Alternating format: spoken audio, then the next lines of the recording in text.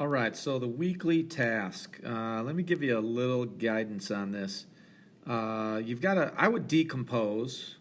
I would decompose to make this happen. So when you're decomposing, the first cut I would make would be right here, which would knock off this triangle on the right side.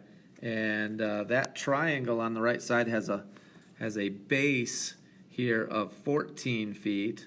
And then the entire length of the height of the triangle would be 200 feet. So you could do the area of the triangle will be 1/2 times the base 14 feet times the height 200 feet. That would be the area of the triangle. And then you can make a couple of different rectangular sections. One would be here, and that would be that section right there. And then you could have another triangle right here, or sorry, another rectangle right there. And then you would have the last rectangle, which would be right here. And then you've got those three different rectangles. And in order to get the dimensions, well, some of them are on here, right? I believe that's 25 feet, right? 25 feet.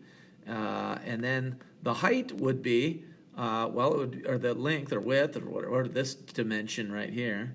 That dimension would be this 200 minus this section, which is 4 feet. So that would be a 196.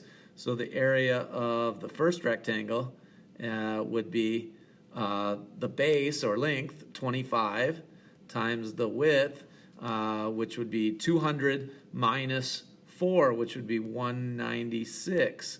That would be for this rectangle right in here, this section. And then you'd have to check another one, and this next one's going to be, again, a 25, and this time it's 200 minus 2, minus this 2 feet, so that would be 198. So your next rectangle's 25 times 198, and then the last one is 14 times 200. And then you add all those up, and you'll get the total area of the backyard. Go ahead and recalculate that. Use your calculators and see if you can get the correct answer this time. Good luck.